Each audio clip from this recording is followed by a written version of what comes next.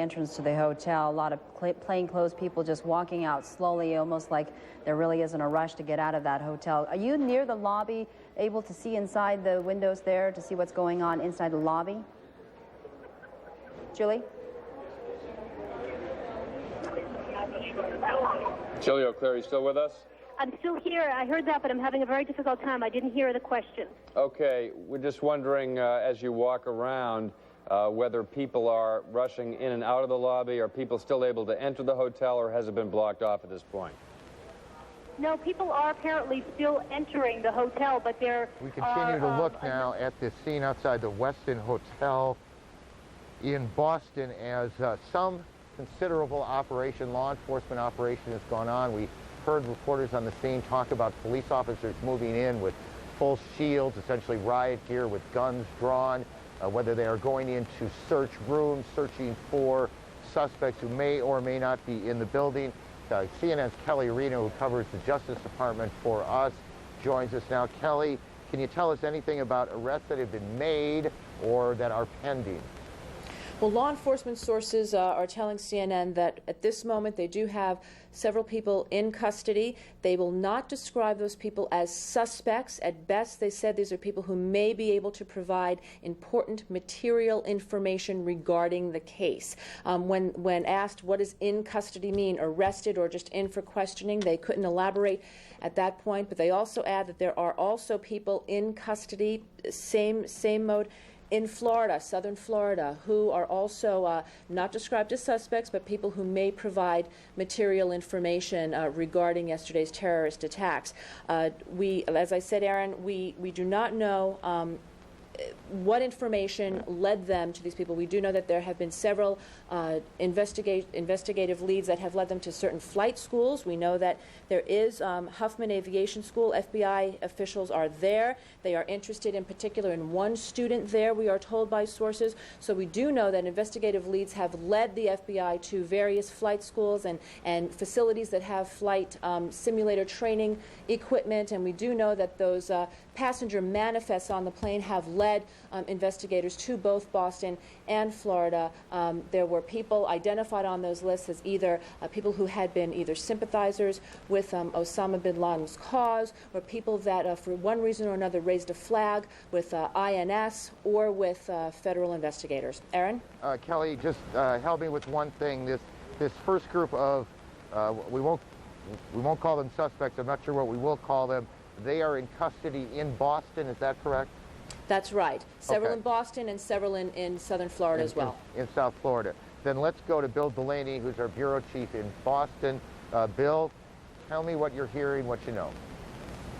Well, Aaron, what we're hearing very much is what Kelly Arena is reporting for about an hour or so now. Reports flying around here of imminent arrests. We had heard rumors of that sort of thing, even from sources in the Middle East. Earlier this morning, it now appears that these these people that may provide some sort of material information, as Kelly said, they're not being specifically described as suspects, have now been arrested. Now, we had a press conference here about 45 minutes or so ago, including the head of the FBI here. He could not be drawn at all to confirm any of the many reports here in Boston about arrests. About the most concrete thing we have here, Aaron, is that there's a car out at an FBI processing facility in the Boston area that was taken from the central parking garage here last night. A car, a Mitsubishi Mirage, a rented car, in which were documents. Many of them, it has been widely reported in Arabic, including it has been reported a plan for the attack in Arabic, as well as some kind of Arab language flight training manual. That car being gone over at that FBI processing facility. Also, apparently, at that processing facility, the FBI going over chairs they took from the terminal building, or one of the terminal buildings, because these two flights left from two different terminal buildings. Chairs they're examining for DNA evidence that may point to suspects in this. Now, journalist John Wells was part, Aaron, of a team here that came up with some information overnight about who the suspects may be, who these hijackers may have been. Journalist John Wells of the Boston Herald.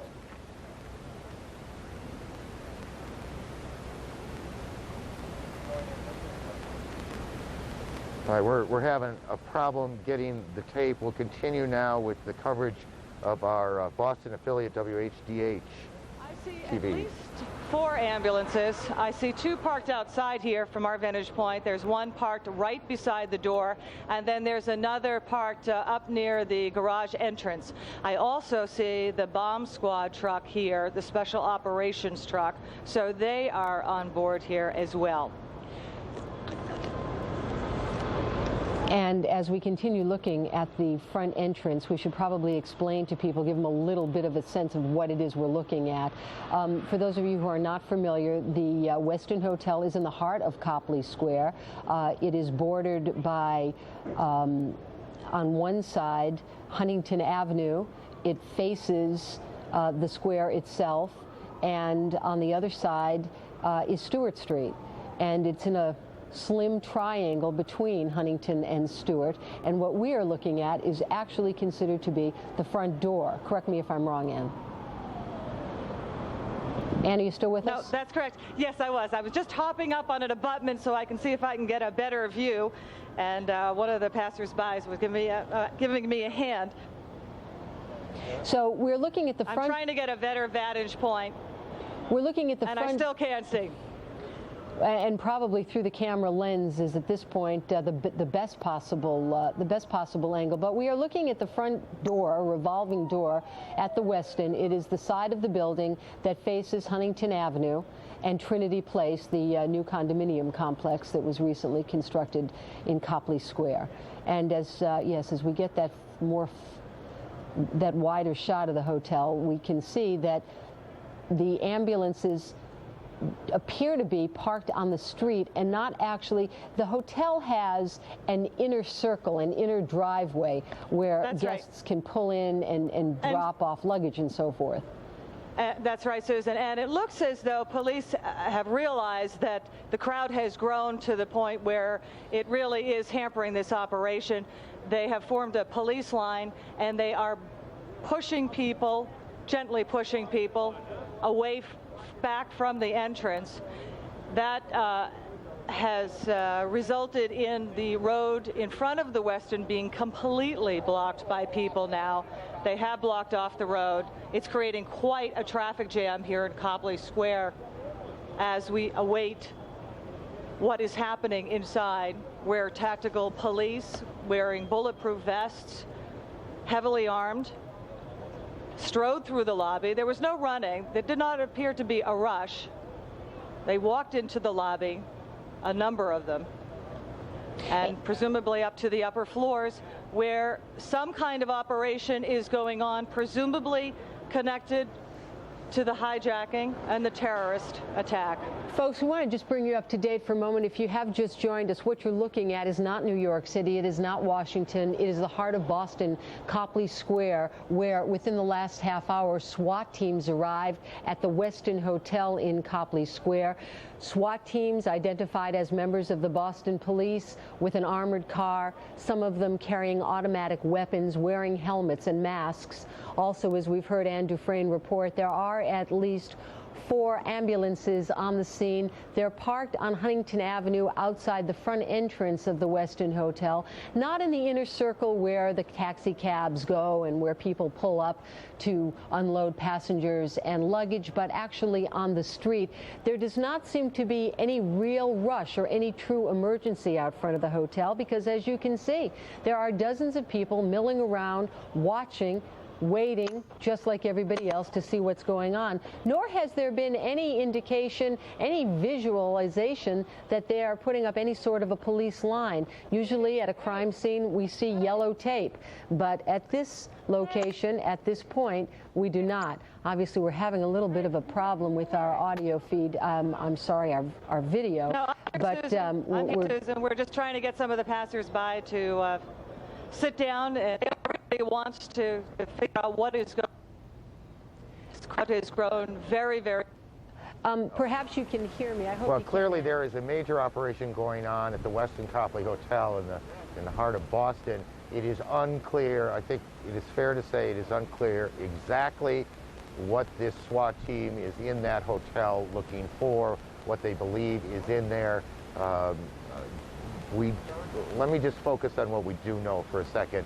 We do know that some number of suspects, that we don't know how many, I don't want to use the word suspects here because police aren't, some people have been taken into custody. It's not even clear to us that they've been arrested. They are in custody, and law enforcement officials are not calling them suspects, at least not yet, simply suggesting that they may have information that is relevant. That is in Boston. There's another group, we don't know how many, of people in custody. Again, this is in South Florida. We don't know how many, and we don't know precisely why law enforcement agents believe they may have information or may in some way be connected to what is going on in Boston. Boston, of course, was the origination point for flights involved in this incident yesterday in the hijackings. There were also reports in Boston some time back that there was some small number of people who may have been involved in a terrorist cell somehow connected to Osama bin Laden. That was a report some months ago. Bill Delaney, our Boston bureau chief, helped me on this a bit. Bill, I believe I have that right, and absolutely correct me if I don't. And earlier this year it was that the FBI said that in the late 90s, 2 Arab men had suddenly left Boston in 1998. One of them had been a cab driver here for 15 years. The other had been here for a shorter period of time, but both, the FBI said, had ties to Osama bin Laden. Now, interestingly, the man, the taxi driver who had lived here for 15 years, Bassem Khanj his name was subsequently killed in Lebanon in an attack on the Lebanese army that was believed to be financed and driven by Osama bin Laden.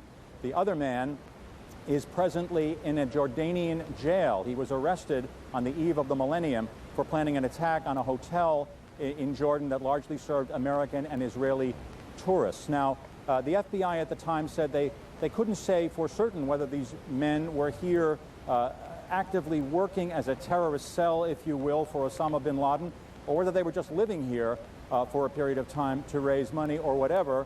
And as I said, in 1998, they left, the FBI saying they left suddenly at that time. So there are antecedents for the possibility of some kind of cell here that may have laid some kind of groundwork for this boarding of these airplanes yesterday that led to the hijackings, that led to those horrific crashes into the World Trade Center. Aaron, a lot of information flying around here, but we do know for certain that there was some sort of an Osama bin Laden terrorist cell here just a couple of years ago. Okay, there is indeed a lot of information flying around, and trying to grab it out of the air and make sense of these floating pieces of information is the task of the moment. Back to Kelly Arena in Washington. Kelly's been working the Justice Department and her sources there. Kelly?